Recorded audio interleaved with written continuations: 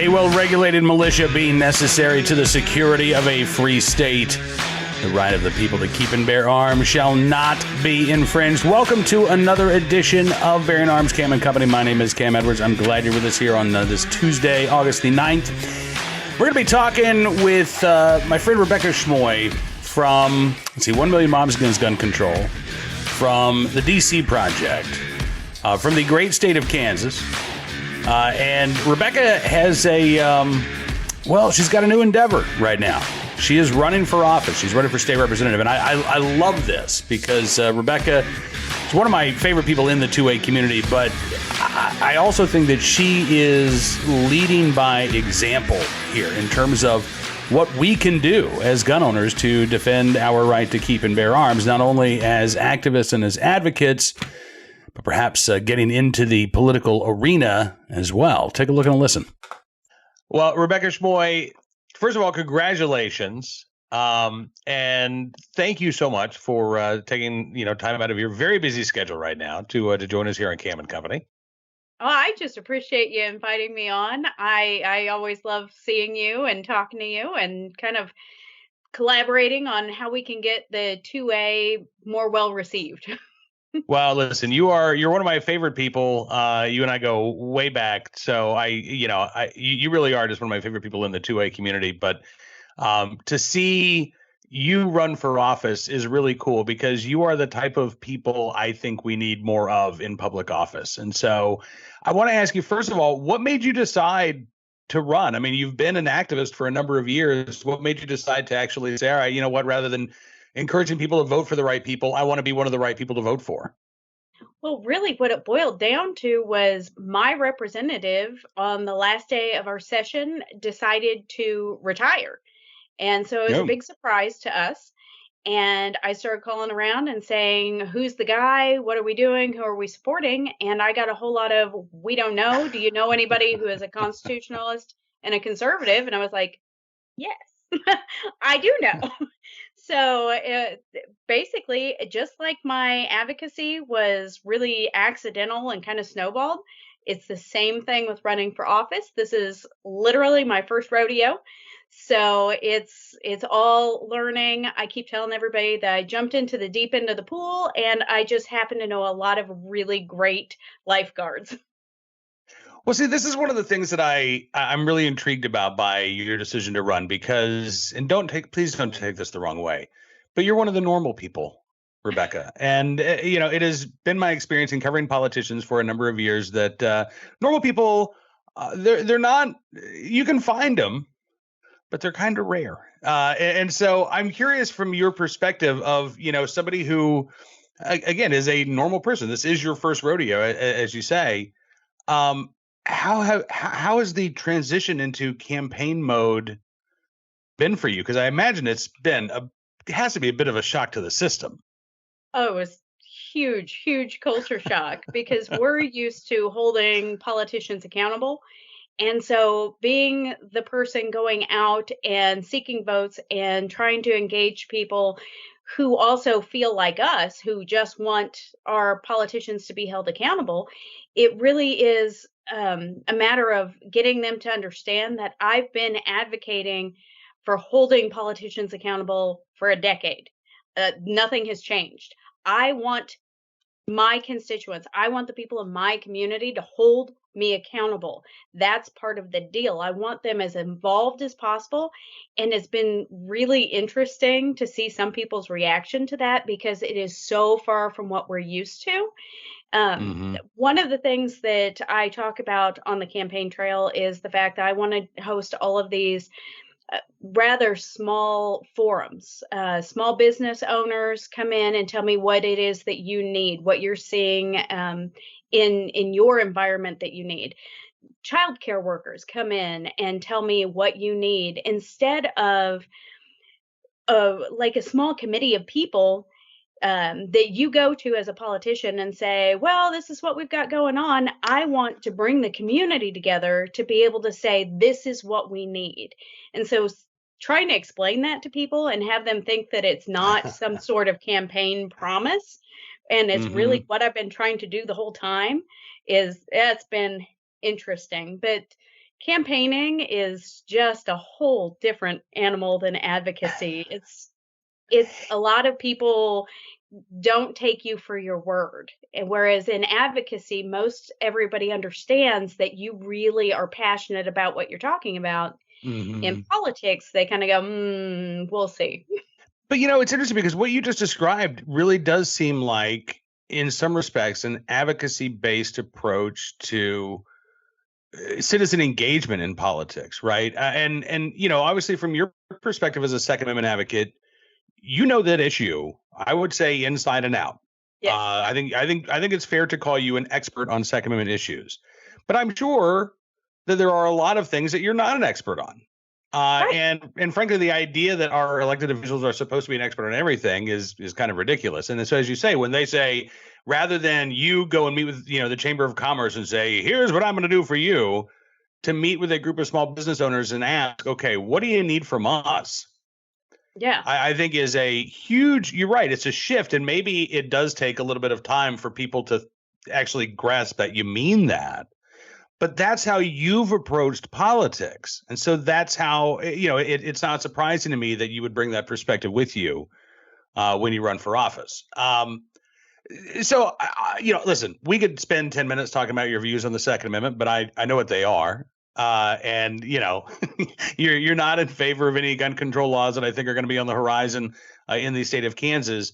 Let me ask you, we did just see this referendum on allowing the change in the Constitution to allow for more abortion restrictions. And the no votes won pretty handily. Were you surprised to see that vote? And do you think that this portends anything for November in Kansas? Honestly, I was not surprised. I was not happy with the end result of the vote because I understood what the amendment actually said and what it didn't say. I was not surprised because of all of the media surrounding it. They said everything under the sun that the amendment didn't say. And that really happened from both sides. And we see that a lot. Even in Second Amendment stuff, we see misinformation or misdirection on both sides. And so none of that was surprising. It was disappointing because of my stance.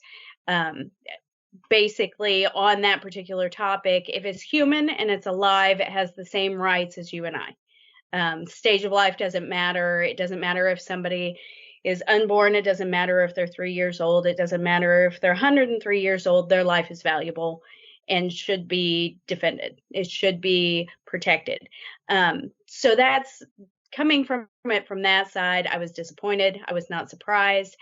I think there will be, I mean, we've seen it time and time again. There will be some other big issue on the ballot in November that they try to drum up energy heading into November. I know here in Kansas, they are working on something to do that right now. It's always something in the world that we live in. Drama pushes everything. So if you can gin up enough drama over something, then you're going to get people to the polls. Honestly, I think that the abortion issue is not going to go away anytime soon. I think that immediately heading into session, they will start reconvening and trying to reorient a different direction on that. Basically, I think that we're in that for the long haul, and it's going to be probably a decade or more of that constant. So people just get ready because it's here to stay. Well, and I think you're probably going to see the same thing on guns in blue states like California and in New York. And I did think it's interesting. I don't want to belabor the point, but I don't know. Obviously, I'm not in the Kansas media market, so I don't know how frequently this particular commercial ran. But I saw a commercial for the vote no side. And I thought it was really interesting the appeal that they made to voters. They appealed to their personal liberty and their individual freedom, and it was, hey, if you didn't like these mask mandates, if you don't like people telling you what to do and how to live, then you need to vote no. And so I thought that was interesting because listen, I think the standard, San Francisco vote no commercial, you've got the right to an abortion right up until the baby crowns, like obviously that would not have played well in Kansas. But the idea that this is about your individual liberty and your individual freedom, I think it was an interesting spin. And it, in a way, it makes me feel better about the support for the Second Amendment in Kansas. Like, I don't think that this vote translates into support for gun control because of, at least in part, because of how the proponents of the Vote No campaign messaged to voters. Yes, and that in itself, that particular vein of their advertisement is huge for those of us in the liberty movement, because if we can capitalize on that, if we can reach people while they're still thinking, my rights, my choice, whatever, and we can translate that into Second Amendment issues or other liberty issues, that's fantastic. And I mean, that only does well for us. But really, it does come down to reaching those people while it's still fresh in their mind, because as well as I do, people move on quick. Yep, absolutely, they do. And speaking of, I know you've got some other campaign events to get to, so I don't want to take up too much more of your time, but I do want to ask, I want to go back to sort of the practical, perspective here of just like a normal person running for office. I'm assuming you're going to win in November.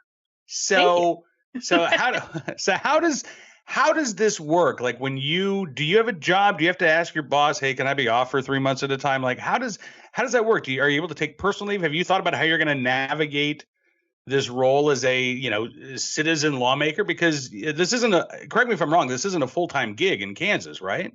Oh, no, it's definitely not full time. And people are always surprised to find out that when you're a legislator at the state level, at least in Kansas, they don't pay you enough for it to be your full-time gig. Right. It's $88 a day while you're in session, and that doesn't matter how long the day is. It could be 3 hours, it could be 13 hours, it's still the standard $88 a day. Right. And that's why like 90% of politicians are attorneys, because, they've got staff that can handle their cases and they can be away from the office most of the day.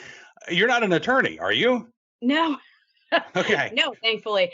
I work for a community bank, so it's a family-owned bank, and the family that owns the bank is super supportive. They have been great about all of my Second Amendment stuff. And so when this opportunity came up, I went in first thing and spoke with my boss.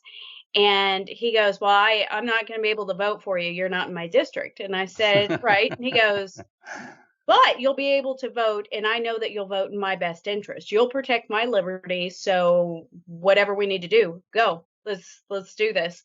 And so they've been amazing, and really, they're going to be able to work with me on having time off when we need time off. I think that my boss is even going to attend an event here later this week with me. We're going to run up and do a meet and greet for another candidate in the area. And so they've been amazing, and everything just fell into the right place at the right time. That is awesome. And I got to say, like the endorsement of your boss, like I've seen what she has done working for me. Yep. And I know what she can do working for you. That's a message that resonates. Rebecca, it is. Again, I'm so excited for you. I'm so excited for the voters in your district. I think they've got a great opportunity to send somebody special to the state capitol. So I hope that we can continue to follow your campaign between now and November. Oh yeah, definitely. I will keep checking in with you on all this stuff, all the goings on and everything. And really what it all boils down to is we the people are supposed to be involved.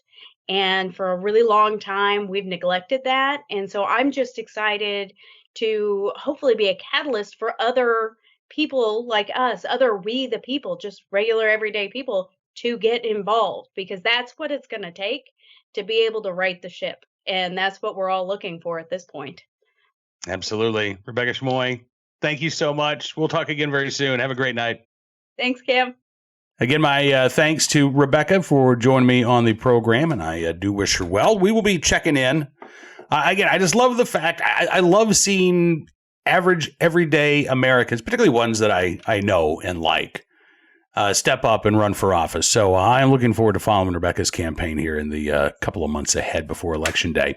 Now let's turn our attention to today's Armed Citizen story, our good deed of the day, and our recidivist report. We'll start there. Not really a recidivist report, but still just a head-scratcher of a sentence. A Delaware county man sentenced to probation after shooting at a Walmart clerk over a video game. Yeah, probation. Fired shots inside a Walmart, and Devontae Dixon, 29 years of age, saw the most serious charges that he was facing, including attempted murder and attempted aggravated assault, dropped in a plea deal that allows him to walk away with just 3 years of probation. Dixon entered a negotiated guilty plea to carrying a gun without a license, as well as to firing into an occupied structure. Prosecutors dropped the more serious charges, as I mentioned, of attempted murder, attempted aggravated assault, and simple assault. The shooting happened back in February of 2021. Dixon was trying to buy a video game at a Walmart. It was about 8:30 in the morning. He got into a dispute with an employee during the transaction, pulled out a gun, fired a single shot inside the store. Thankfully, no one was injured. Dixon then fled. 4 days later, he turns himself in. After extensive news coverage about the shooting, which was captured on the Walmart's security cameras. Dixon's attorney, James Wright, said during the guilty plea hearing that Dixon took responsibility for his actions, wanted to move beyond the incident. I'm sure he does. I would too. I'm just not sure that 3 years probation is really going to allow everybody else to move on from this. Delaware County Judge Richard Capelli credited Dixon with time served during a hearing last week before setting the terms of his probation. So Dixon had been in custody since his arrest. So you could argue that, look, he did it a year and a half in jail, 3 years probation. That's probably enough. I mean, that's what he got. I hope that it is. I hope we never hear Devontae Dixon's name again. But boy, again, walking away with a sweetheart of a plea deal there in the Philadelphia suburbs. Today's Armed Citizen story from rural Nevada, Yerington, Nevada in particular, or at least outside of Yerington, where a Yerington area homeowner shot and killed a alleged home intruder on Monday morning. The Lyon County Sheriff's Office says that deputies responded to a home about 11:45 Monday morning in Mason Valley, which is southeast of the town of Yerington. When they arrived, they found a individual deceased on the premises. The homeowner, they say, is cooperating. The deceased man not being released until next of kin is contacted. Police do say that the shooting was a, quote, isolated incident. No threat to the community. All parties have been identified. They said that there are no outstanding suspects. They also don't say anything about the homeowner being taken into custody. So we will try to give you any updates as they become available. Right now, again, this being investigated as a case of armed self-defense there in rural Nevada. Our good deed of the day comes from rural Texas. Love this headline. Miracle on Highway 64. Good Samaritan saves Van Zant County family's home from a fire. We've had a very, very wet summer here in Virginia. The grass, I cannot remember being this green in August, but that is sadly not the case all over the country.